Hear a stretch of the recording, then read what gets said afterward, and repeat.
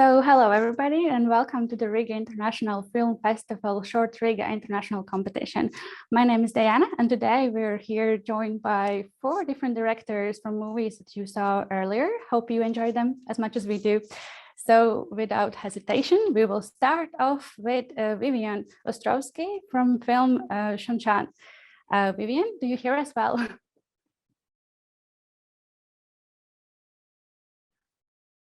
Okay. We'll pause then. All right, then we will move on to Josué García Prado, right? Hello. Hello, welcome. So can we start off with you introducing yourself to us and telling about your film? Okay. My name is Josué García Prado. I'm from Guatemala, and I made a short documentary film called Sarna. It's a short documentary film that speaks about the stray dogs around a specific area of the country, which is called the Pan American Highway, which is this highway that crosses all Central America, goes all the way up to the United States. It's like a really old highway, and the short film was also a reflection of the relationship I had with animals when I was a kid, especially dogs.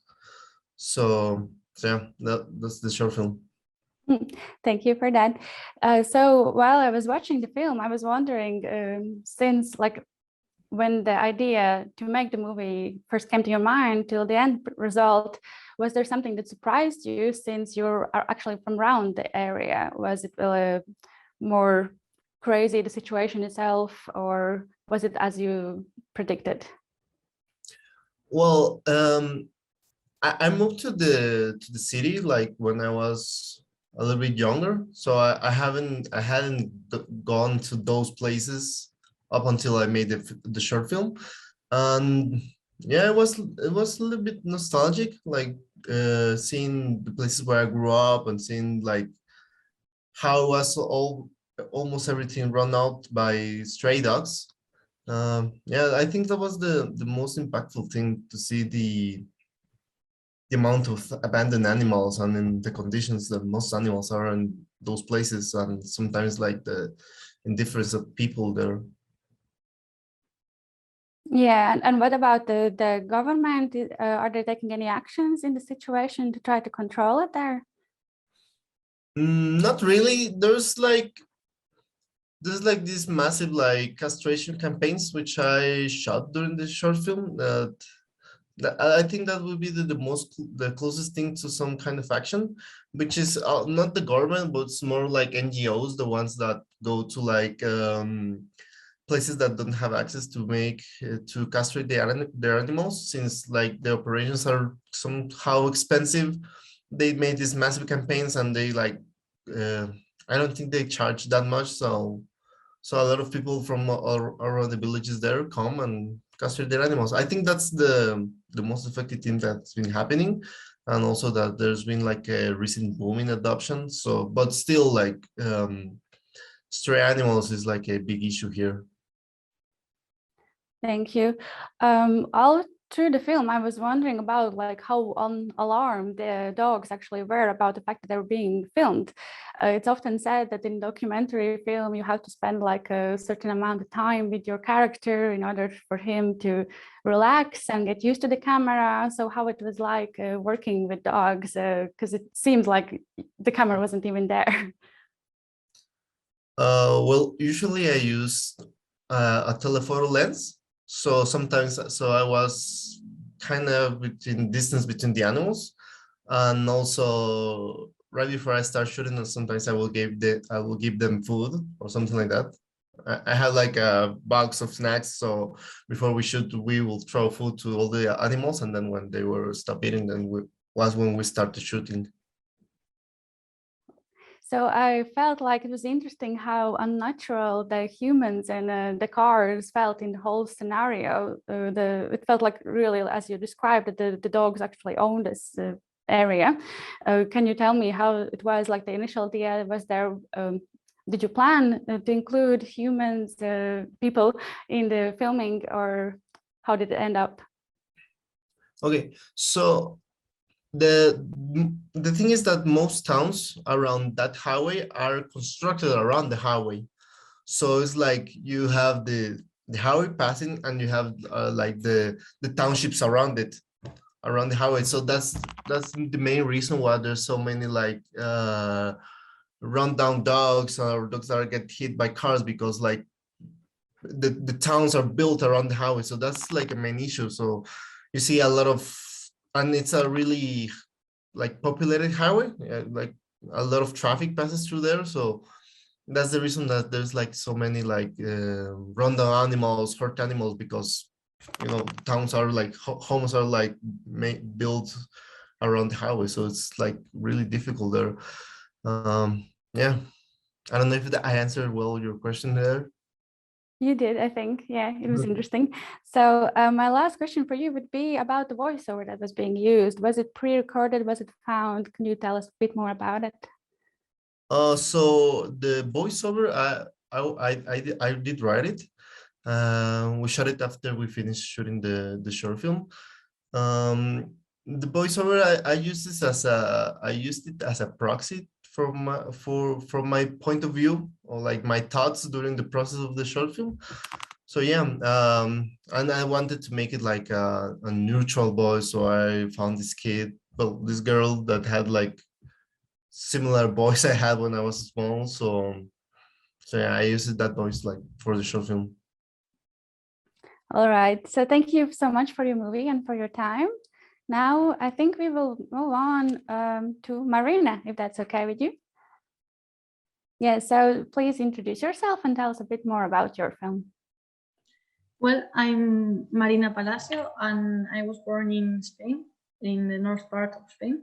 And I made a short film with my father and my cousin all together. There was really not a crew to make the film. We were like a family homemade film.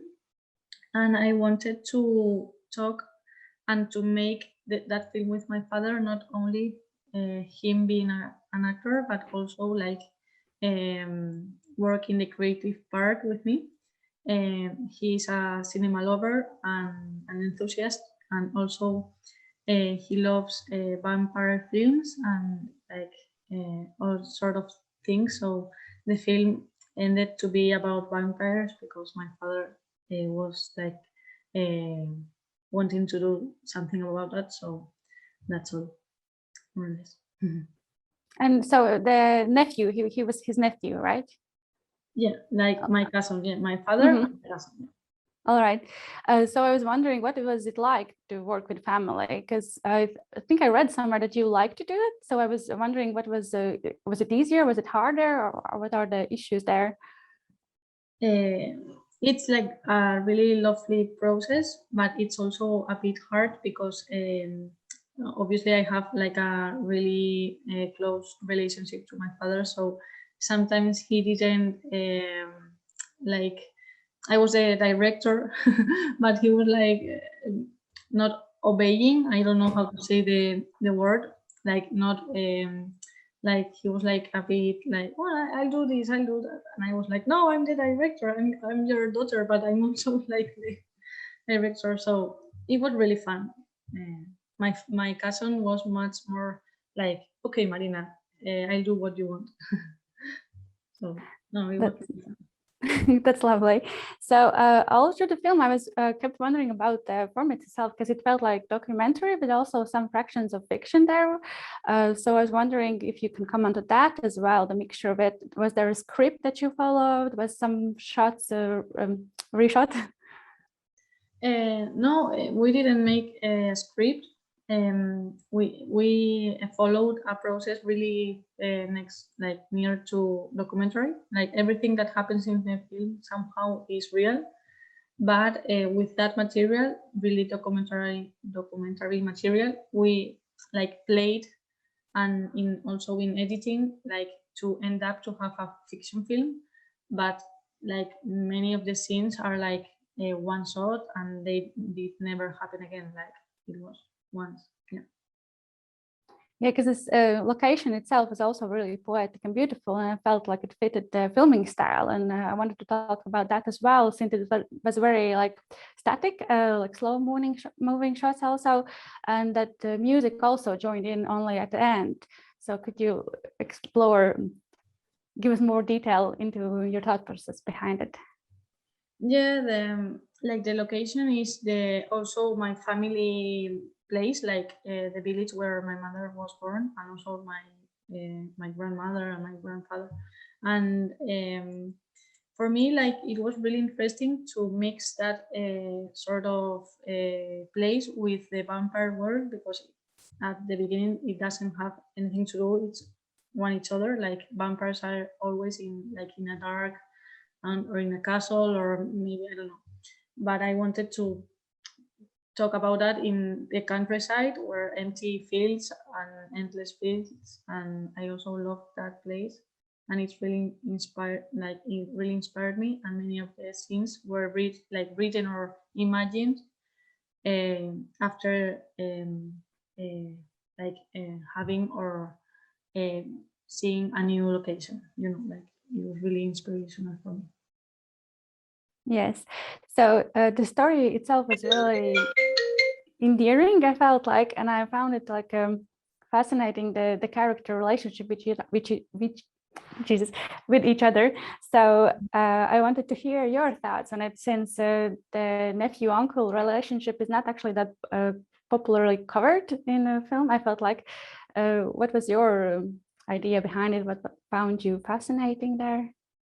Yeah, I loved how my cousin and my father talked, as is like usually when you have like adults and children in the same place, like many adults talk to children as if they are children, like not an horizontal relationship, but more like, I don't know. And it was really lovely to see how my father and my cousin always, like, not for the movie, but always talk to each other as like two adults, I don't know, like equality, and imagining at the same level, and I love that. So I thought that the film should be with both of them, although I began filming only my father, and suddenly when I saw that relationship with my cousin, was like, oh, it's lovely to have them together. Yeah. And do they spend a lot of time together? Because it felt like he was a bit like trying to find his way to connect with him during the film, what it is in real life. No, they have like a really simple relationship. We see each other like once a year in the village when the family gathers to Christmas or summer. So it's a really, they don't know each other very well. They are just cousin and like nephew and uncle, and they are like really shy with each other. But it was like, maybe thanks to cinema, and the relationship to make a film together, it was like for them a really new moment to live together, and it was also funny and entertaining. So you should tell your father that I think he would make a perfect vampire. Just wanted to add that. And then any other projects they are working together or you are working on now? Yeah, well, my cousin is like, now is is older, so he's like interested in other things. But my father, I'm writing my first feature film with him. So I discovered in him like my artistic partner for the rest of my life somehow. Yes, I found that we work really good together. We have never been like, we didn't study cinema or didn't have like a directly relationship with cinema, but while we are working together, we ended up to like feel that our world is the cinema together. So yes. All right. So thank you so much for your time and for your film. And now we will move on. I think we will talk to Jose. No, sorry. We already talked to Jose. We will talk to Marek right now. Do you hear us, Marek? Yes, hello. Hello. So thank you, first of all, for your film and for joining this Q&A. I wanted to start off by you introducing yourself to us and telling us about your film. Okay, so many greetings from Slovakia. I wish my editor who worked on this project would be here too, and the producer Tomáš. We say greetings from Bratislava. And what to say about film? It's short reportage, 10 minutes, and maybe the story about film is more interesting than film itself. So I don't know. It's really short reportage from breeding ponds. Very simple. So I was wondering where it was located, the situation itself, and how is it now there? Is it common for prisoners to work in such places? Yes, it's a common thing to have some kind of a little job where you can get little money. If you are a good prisoner, you will get better jobs with better pay. You can buy some cigarettes or something in the store in the prison. And of course, it's good to be outside. And this reportage is from the breeding ponds. Every year in Slovakia before the Christmas, these prisoners go to the ponds and catch local delicacy, carp fish, which has to be on the every table on Christmas in Slovakia. But the prisoners itself have frozen fillet, of course, but that couldn't be in the movie. So the location is stable. It's in eastern Slovakia, in the village, next to the village. It's a big lake.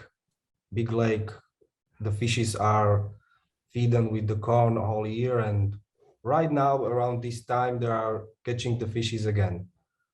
Because what is important to say is that the movie was shot 3 years ago and for 4 hours, but the post-production, which is very interesting story, took 3 years. So finally it's now possible to play it in cinema. Right. So I wanted to ask you about the characters. How did you find them? Was it difficult to get them to do the movie? Was there some, I don't know, something from the government you needed to have to film them or something? Yes, it's very simple. The idea was just to shot this reportage, and we didn't even, when I was thinking about this reportage, I didn't even think about prisoners. But in Slovakia, we have very boulevard newspaper, everybody knows it, you can get it everywhere, and I read it in the newspaper that prisoners are catching these fishes, that it's starting. So it was like, this is it, this is everything for me, like the metaphor is there, it's done. So it just had to be shot, but it's really hard to shot prisoners from day to day, just to come to the prison and say, hello, we want to shoot your prisoners. So it took some time, but it was no longer than a couple of days. And they let us to go to the breeding ponds, but we was not provided with, we couldn't shoot the faces. That was the only restriction. But when we came there, and it was happening, of course, we had to shot the faces. So that's how the film became illegal. That's how the film had been locked. And then the process begins how to make the movie alive again. So it was kind of a nice way from the government. Yeah, you can go shoot there, but then when they saw there is faces, no, it's forbidden. So yes. In that sense, I was wondering about the scratch out faces of the fish as well, since I thought that was genius. Can you comment how that idea came? Yes, so it was logical step because we get a contract from government. If you want your movie to be legal, you had to erase the faces. You had to erase them, and it was written there, even from the raw material. And the raw material was 16mm film and some some tapes, some mini DV tapes, and some Kodak films on still camera. It was really hard to decide how to do it, to blur it, to what to do with it. So we decided to, okay, even raw materials. So we copy the whole movie from the negative to the positive material. We take it to the editing table, and we take a needle and we scratch every single frame with faces. And when we were doing that for the whole week, we were like, okay, so let's do the fishes too. It's just a joke, I guess, but maybe something works with it. So that's it. Then copy it again. It take a lot of time, and me and Marek, my editor, knows every single frame of this movie now. Wonderful. So I read your biography, and it said that you are a big fan of analog format. So I was wondering if you can share. I think many of us usually wonders why some people choose to shot on film still, but since it's apparently your passion, I wanted to hear what do you find fascinating there? Actually, I'm like all my I made 4 documentaries on 16 millimeter, and somehow it's I like the limits, I guess. Like you have some kind of obstacle, like you have, for example, for this movie, 2 rolls of film, 20 minutes. That's it. You have to somehow find some way how to tell the story with such a small amount of material. So for me, it's very important, and it's very important when you are shooting people talking on 16 millimeter, because it some kind of magic happens, and when it's silence and you are asking them questions, first questions are sometimes always stupid. The camera is not rolling, and you have a cameraman next to you, and when it's a good question and you point to him, start rolling, and the camera start rolling, and tick tick tick tick tick, it's, you can hear it, the person, the human you are asking questions or talking to him is hearing it too, and it makes filming important. Like he knows he have to say something now, he can't, it's serious. And I like this. I like to make interviews with 16 millimeter or to work with it, but sometimes it's of course regress, not progress.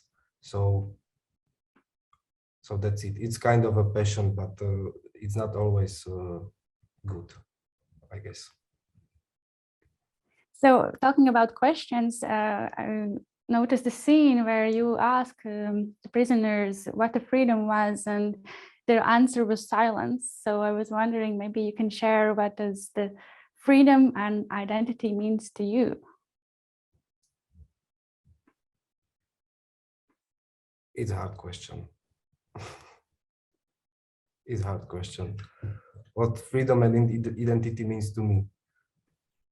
Like everything, it's like in every day, in your every thought, you have to somehow decide it, and not to think only on you, but to think in bigger sense. So for freedom and identity is everything we do every day, like what we think, how we think, I guess. I don't know.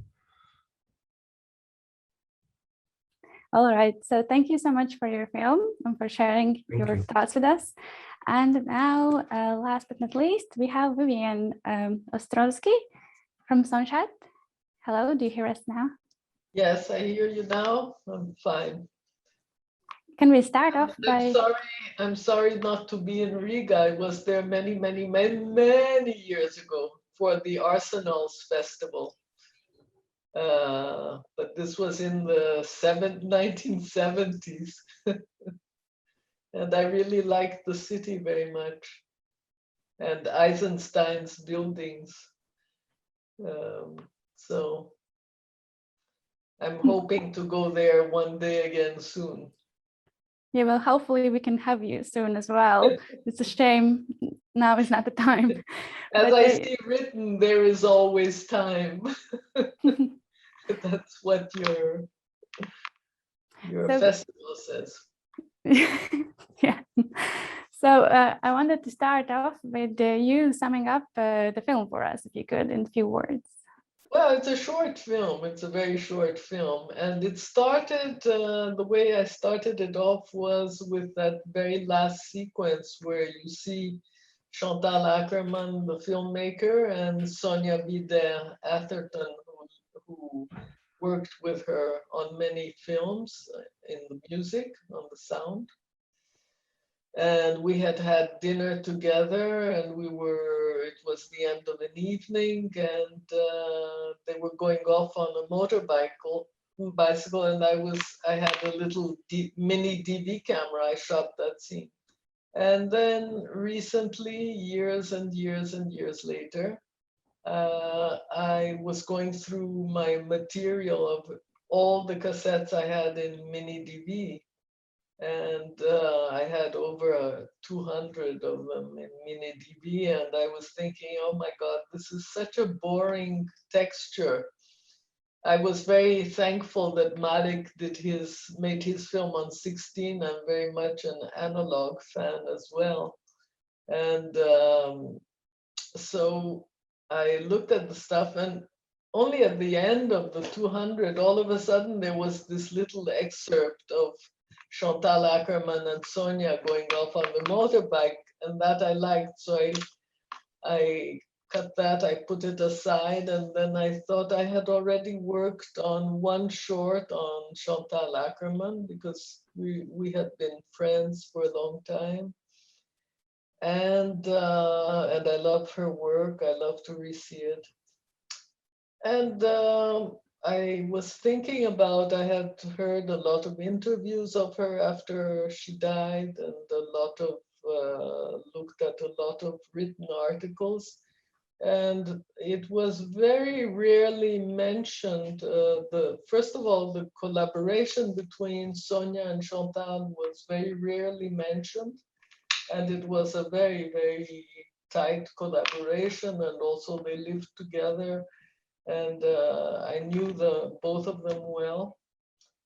So I was thinking that there seems to be space to do something on that.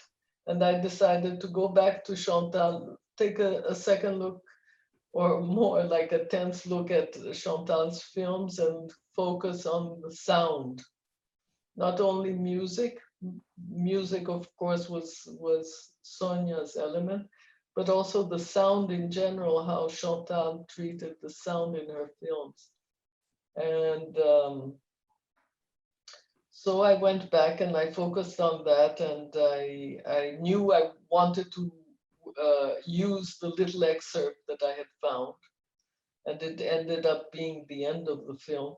But when I work on my films, I don't work with a script. So I started looking at the images I had, images of her films and all that, and started working on it in that way. And that's how the film eventually came about.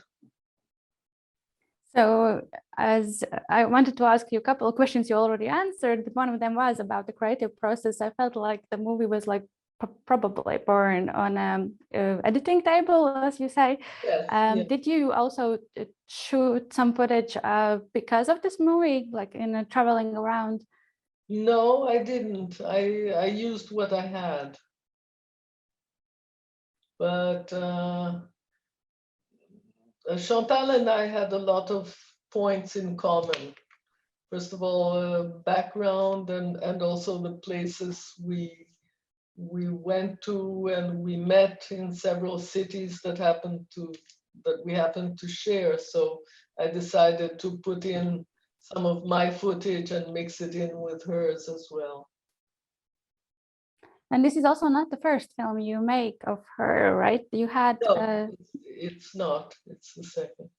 Yeah, and how? The very first one I made for a tribute after she died. There was a tribute in Lincoln Center, and they invited me to speak, and I said, no, I don't want to speak, but I can send in a few images that I would like to put together.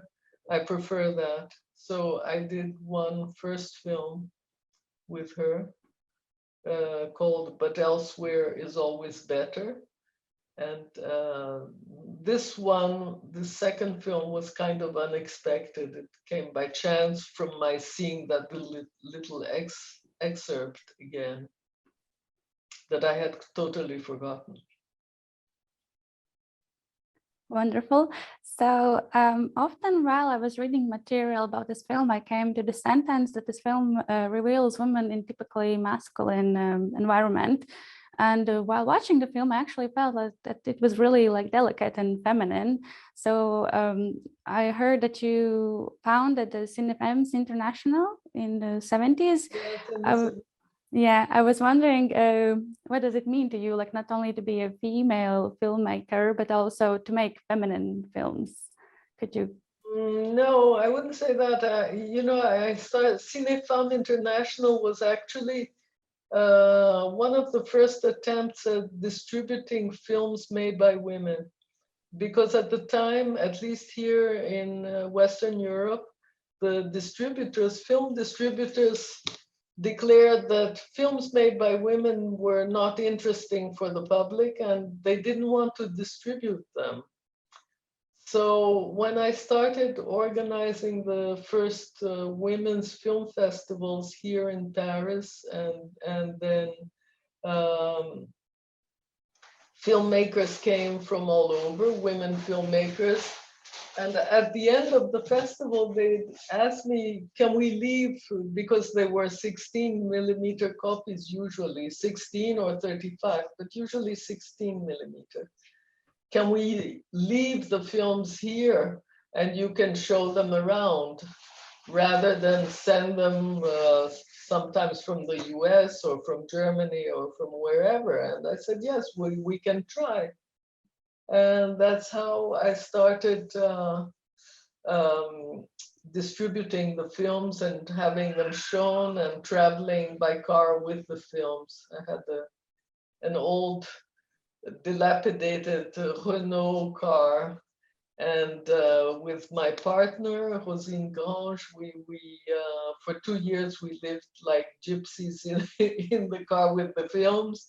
And we would go all over to different film festivals, to San Sebastian, to Copenhagen, to Amsterdam, to Germany, and in France, a whole network of cultural places in France that had weekends of films made by women, and the groups of women who, the feminist groups at the time, were very hungry to see films made by women, which they didn't have access to. It was pre-internet, so it was very difficult to see. You could read about them, but you couldn't see the images. So that's how it started, and for a while it worked very well. And this was before I had started making my own films. And short film is your like favorite format, I Yes. noticed. Yes. What is it that you find it useful for, or what do you stick to it? I was wondering. I think you can say a lot in a short time, although there is always time. Time is, although there always is time, I find that as you get older, time is more limited.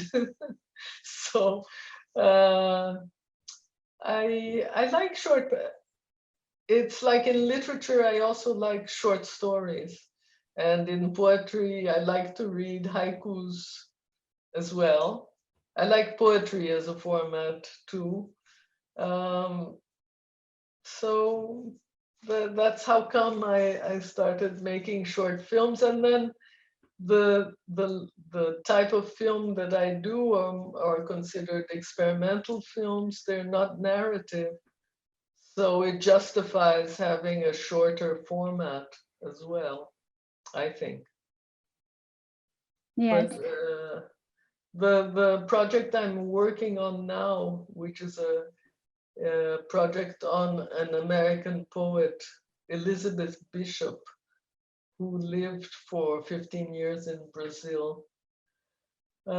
I've been working on that for a few years already, and it will probably be longer than 10-15 minutes. It will probably be 30 or 40 minutes. I don't know. I did one dance film that was 40 minutes, where I followed a film company, dance company, contemporary dance company, for 3 years. I followed all the rehearsals and behind the scenes. And so that turned out to be the longest film, 40. But otherwise, I enjoy doing shorts. So did you got the chance to watch fellow directors' films as well? In this Yes, I did. I watched Josué's film. I watched Marek, and Marina I downloaded. So I'm waiting for it to be complete so I can see it. I was just wondering if you have any questions for them, maybe. Yes, well, Marek, I was surprised at your choice of 16. I really liked it, and actually, the scratched out bits look like experimental work. I don't know if you saw the Russian film Leto by, was it Serebrennikov? The latest film about the Russian band Kino, Leto, by Kirilenko. Yes. I watched it. Yes. So it also has very nice work with drawn images in the film. But, Yes, there's but a it was lot. nicer. The needle was so small, and the 16 frame is so small to find the eyes of a person. So hard with. Really. Well, I'll tell you one thing. You know that I come from Super 8. So I was always editing in Super 8, and that's much smaller. But I must say I never tried to draw anything in Super 8. But I know I have had friends who worked with painting Super 8 and doing experimental work in Super 8 as well. But anyway, I like the look of it. And Josué, I thought it was very beautifully shot, but I love dogs, and for me it was so painful to see the grisly scenes of the dead dogs and all that, because you're conscious all the time that there's a road and there are trucks and there are cars, and you think inevitably that the dogs will be killed, run over, and all that. So I was sort of under attention while watching the film. But it's I loved your shooting and the places and the dogs themselves. I thought it was good, and the voiceover. So I thought it was very good. Yeah, thanks.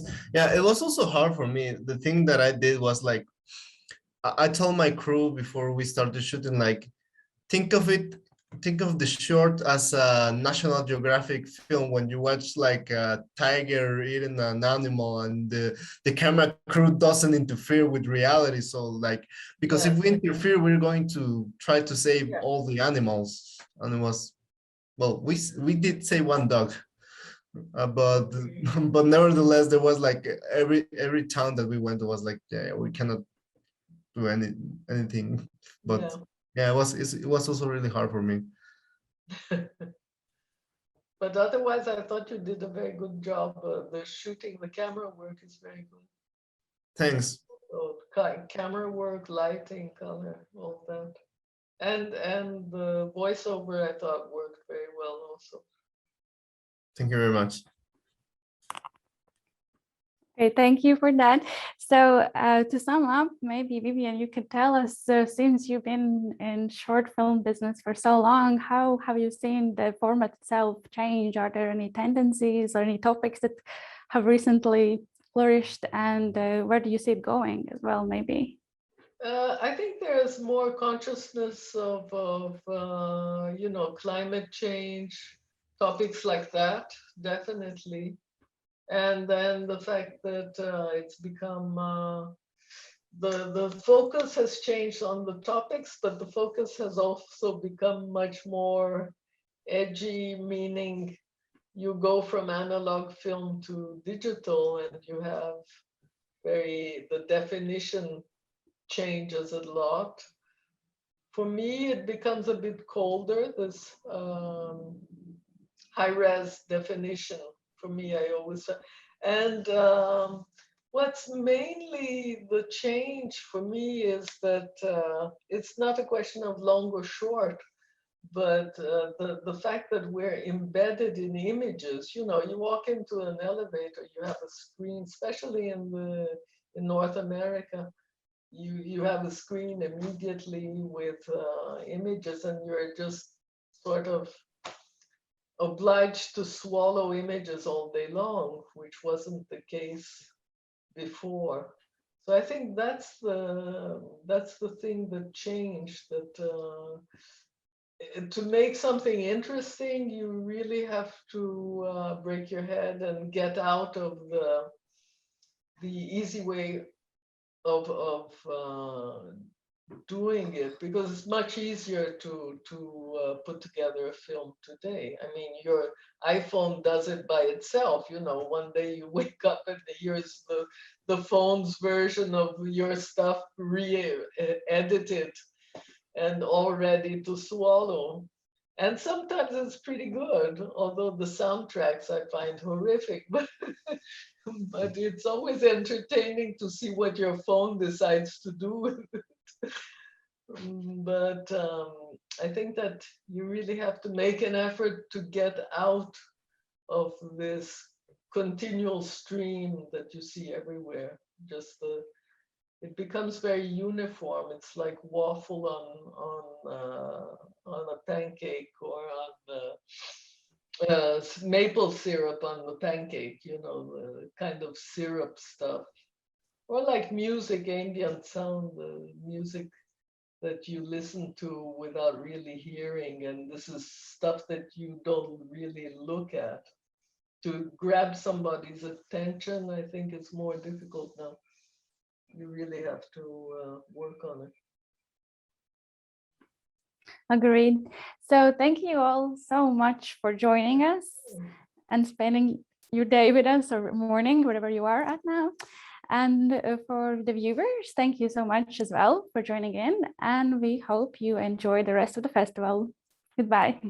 Bye-bye. Thank you very much. Bye. Thank you. Good luck Bye. to all of you. Thank you.